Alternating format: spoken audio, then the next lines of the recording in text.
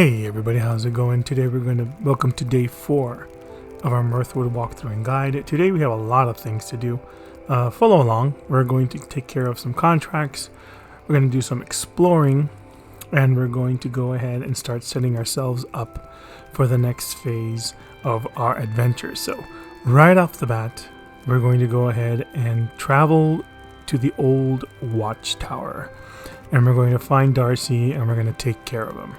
Now, fighting D'Arcy won't be too difficult. With our bow, we can kite him pretty well, but it'll take a while. So I'm going to provision myself appropriately for the trip, and then I'm going to head on out from my farm. On the way there, I'm going to make sure to stop and pick up things I see along the way: chests, barrels, crates.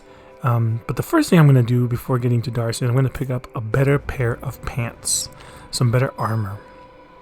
So the armor that we started with is a pair of tights, but if we keep going east from the standing stones, we're going to run into a wanderer. So now wanderers have a big shield, and those shields actually block strong attacks. Normally there are strong attacks bypass shields, but in this case they will not. So we have to be careful when we fight them because they do a lot of damage. So here's a wanderer, and I'm going to go ahead and just pepper him with arrows, and enemies for the most part don't ignore my arrows. Ignore any arrows you shoot at them simply because they do so little damage that they kind of just shrug them off. However, that means that this fight is going to take forever. So what I like to do, similar with other fights that you saw me fight before, is I pull out my sword and I get in a couple of attacks, just because a sword attack does usually twice as much damage as a regular attack with a bow. Just to whittle down their health a little bit more. Now, the reason I'm fighting him is because he is guarding the chest that gives me the better pair of pants. I could not fight him if I wanted to. I could just pick up the chests and run away. But I also want to level up my archery skills. So as you can see, I smacked him around pretty good. And when he's low enough, I go ahead and I switch to my bow and I just finish him off like that. So because, like I said before, the last hit is what counts, I'm making sure that the last hit is done with my bow so I can get experience for the bow. I looted him, and then here in this chest is where I can pick up a pair of pants. So these are pretty much the best pair of pants in the game. The developer said they're adding more leg armor, but for now, these are it. These are the best pair of pants you can probably get until you get some late game armor in. So I keep heading to the east, and I run into the hunter, and he'll warn me about the old forest and all its perils. And what I want to do is just talk to him, pick up whatever he has, and then keep heading east across this bridge. Here across the old bridge, we run into the old forest. So the old forest has the old watchtower and has the introduction of a traveling merchant, which we're going to visit right now. The traveling merchant has a chest out in front of her, and you can pick up a ruby and a jack-o'-lantern head. Do not sell the ruby, keep that with you, but you can go ahead and sell the jack-o'-lantern head after you cook some food that's available. The traveling merchant has a spot on the map, and you can see them on the map when they're in their different spots of the freelands. This is your first introduction to her, so you can buy whatever you want to buy if you like. I personally don't recommend it. She doesn't sell anything that really makes your game that much easier. She does sell the diagrams for the golden sword, but we have no gold and we cannot afford to make it at this moment. So you're better off just selling whatever items you don't need. The jack-o'-lantern head gives a pretty good chunk of change for it, so I might as well just sell it off and sell anything else that's just weighing you down. After you went ahead and perused her offerings and sold whatever you didn't need to sell and all this other stuff, you can take a look at the items she has. That's fine. Go ahead and pick up the feather that's right next to her and head on south to find the old watchtower and our nemesis, Reginal D'Arcy. So D'Arcy is tanky, especially at this point of the game. You probably don't have a lot of damage. The game has made it a little bit easier for us and has provided us with 3 explosive barrels around D'Arcy that we can shoot in order to do more damage. And you can see right off the bat when I start this battle, that's exactly what I do, just to get in a good chunk of 44 damage off to D'Arcy. So I'm not going to stay here and make you watch the whole fight. Just going to make you watch the introductory use of the barrel, as you see right here.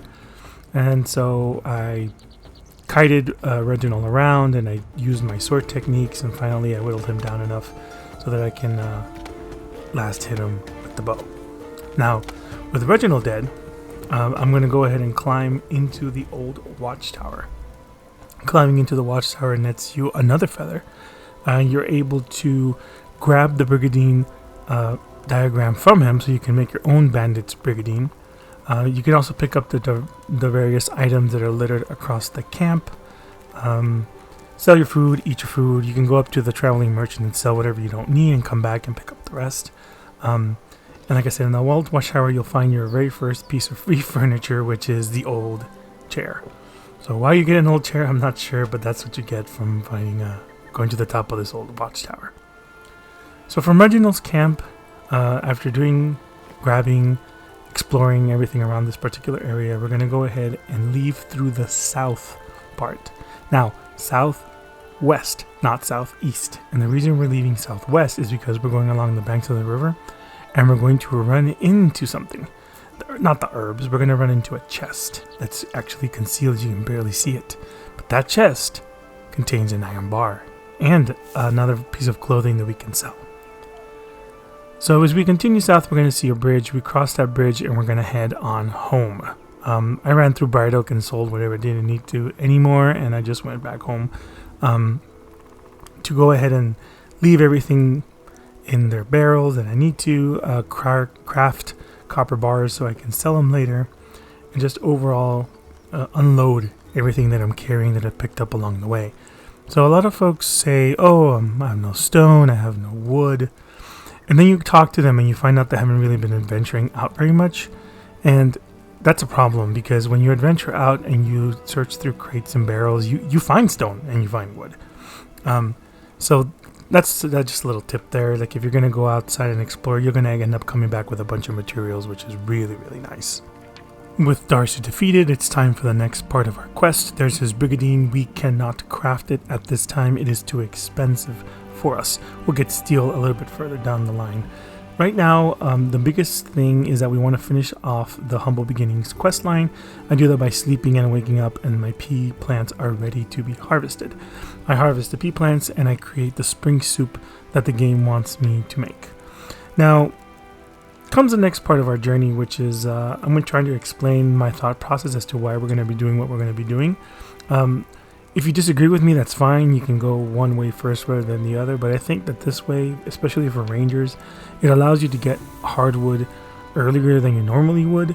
The point of it is you still have to go and get iron, so there's that, right? But I like exploring the foothills a little bit more, and I feel that it opens up a shortcut for that. As soon as you get that iron axe, you can immediately go and do what you need to go do.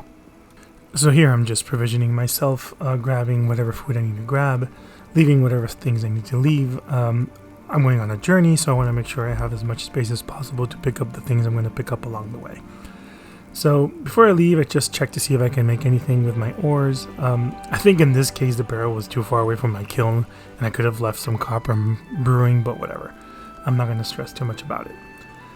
So our goal is iron and our goal is hardwood. Because I'm going to ranger build, hardwood is important. So what I'm going to do is I'm going to head over to the Medvale Meadery. The Medvale Meadery, we covered it on our previous episode, but now the Medvale Meadery, we're going to continue going east. I'm going to run into this small road that leads into the foothills. I'm going to keep going east along this riverbank, and I'm going to run past a Spriggan. These enemies are really, really dangerous. But before I do that, I'm going to go ahead and read up this. Something was happening at the Medvale Meadery. They were stealing from Duncan. It kind of makes you sad if you think about it. And you can pick up a couple of more Medvale's meads there on the floor. So from this area where we saw the note that people were stealing from Duncan, we're going to go ahead and go east, northeast. Usually there's an enemy here that runs at you. Yeah, you can just run past them. It's not a problem. Don't try to fight them right now. There's no point. You're just going to get walloped. As you head on up to the river, follow the river north. Once you follow the river north, you're going to get to a place called the Foothill, the Glass Tip Foothills, and keep following north the river until you reach the Foothills campsite. The Foothills campsite is just as it says, it's a campsite. There's multiple ones all across the Freelands. The campsites are unique because they allow you a place to rest and sleep. It has a workbench and some loot. And there's a hardwood that we wanted. Now, unfortunately, my materials were full, so I'm going to go ahead and warp. That's right, warp back home by using this fast travel spot that all camps have. I'm able to warp back home and then store whatever I need to store that I don't need with me, especially to make up room for that hardwood that I'm going to be picking up. So that's 10 hardwood. Remember, we need 50 for the bow. So I just got myself a little shortcut. I went ahead and crafted another barrel, and the reason I did that is because I found out that now I'm picking up so many things along the way that I need the storage space, so I'm going to head and do that. The barrel is only 30 wood, and you can get that fairly quickly, and I went ahead and I farmed that before I headed back out into the foothills to pick up the hardwood I had found in the chest. So here you're going to know something really funny. I had already picked up that stone, but I left and I came back. There's some funny glitch that happens that if you leave one item, the other item duplicates. So I'm pretty sure that if I had left the stone there, the more hardwood would have appeared, but you know, that's neither here nor there. So now with hardwood in hand and that camp now open to me, I am able to just kind of put everything away that I don't need and get myself ready for the next part of my quest, which is to go farm some iron in the marsh. Once again, you can leave that step for later if you're not going a ranger build. We really need that hardwood as a ranger. You don't need it as much as a melee fighter. But as a melee fighter, boy do I have a tip for you coming up. So, melee fighters actually have an early game sword they can get that has probably the highest base damage you can get at this point of the game of all the swords that are available to you in the overworld. And so what I mean by that is that the game has swords that are found in chests throughout the world, but they're usually the rusted variety. We're going to go to a place where you can potentially get a rusted steel sword that has the highest level base damage you can currently get in the overworld of the game without crafting it. Alright, so our goal is to grab all the iron that we need in order to craft that hardwood bow. We're going to head on south to the blacksmith, and then from the blacksmith we're going to keep heading south into the marsh. I stop along the way just to see if there's any food I can pick up or craft before I head on out, and then I'm going to go south, directly south from the cooking spot into the marsh. Now the reason I'm doing this is because the camp for the marsh is directly south of this cooking pot. So if I follow this road south, I will get to the campsite where I can establish my fast travel point, which is really, really, really good. Here I just want to showcase the use of barrels. So if you're able to kite the enemies around and position them in a way between you and the barrel, then you're able to do massive damage to them, sometimes either one-shotting them or at the very least, you know, doing a ton of damage to them. And just setting you up for like a one-hit kill pretty much. So here you go, I smash him with both barrels, he's almost dead, I hit him once and he's done. It's really important that if you're a ranged user, you kind of get used to using the barrels to your advantage, or else you're just going to take a long time getting through the game. So here we have our very first iron ore deposit. And this is what we were looking for. This is what we're going to be mining. Now remember, my skill cards, I have extra iron ore chance. And this is important because it makes me go a little bit quicker. Now, if I can upgrade that particular tree a little bit more, it would be even better. The thing is, I will probably need to go to Firmfoot and unlock a skill slot. So there's our camp. I found it. Their treasure contains iron ore, so I'm already getting a head start. And the camp naturally spawns around 3 or 4 iron nodes that you can go ahead and farm to your leisure. I went ahead and farmed everything that was around the area of my camp, the direct area of my camp. I didn't wander out very far. And the reason I did that was because I can run into these monsters in the marsh that are really tough to beat with my current weapon level of my bow. If I use melee, I could probably whoop them pretty bad, and I could just be doing that. But I kind of don't want to waste my time. I'd rather hurry up and get all my iron sorted out. So I went back home so I can leave my iron bars cooking while I went back to the marsh and started to look for more iron deposits around my campsite. So now here's the part where the melee class has been waiting for. I'm going to go ahead and show you where you can get that steel sword. I'm not going to show you the exact spot, but I'm going to show you where you can go to get it. So I warped back to the marsh camp, and from my marsh camp, I'm going to go directly to the west. And if I go directly west, I'm going to run into a road. The road leads me into a place called the Bleakwood. The Bleakwood, if I follow this road, I'll eventually get to a spot in the Bleakwood known as the Widow's Glen, and you're going to see it pop up right now when I go into it. So if you just follow the same path I was taking, which is to go to the west, you run into the Widow's Glade, not the Widow's Glen, my bad.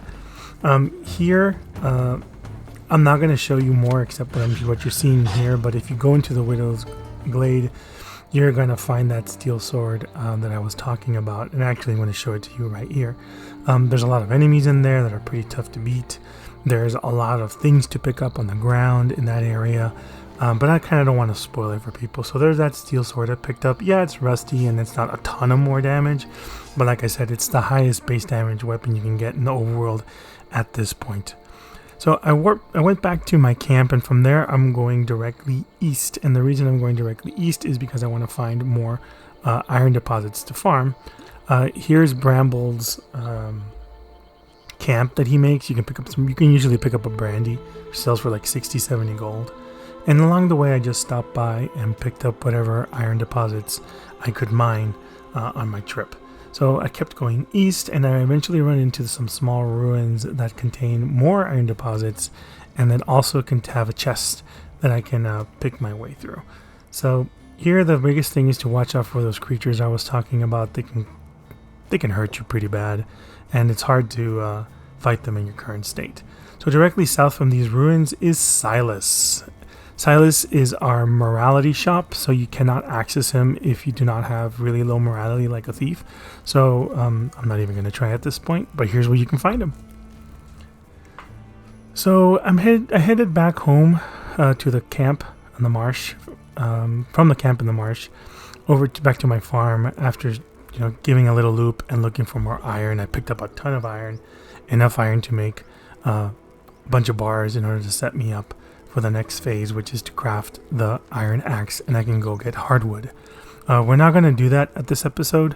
We'll do that at the next one. Here you can see my peas we grew, and peas are a good source of early game income because you can just sell them and you don't need the food. So once again, make sure you venture out into the marsh, grab your fast travel spot, go to the Foothills, grab your fast travel spot, and that'll set you up really nice for the next section of the game, which is to go and make your iron axe and then go farm some hardwood. Alright, this has been day 4 of our Mirthwood guide. We'll see you on the next one.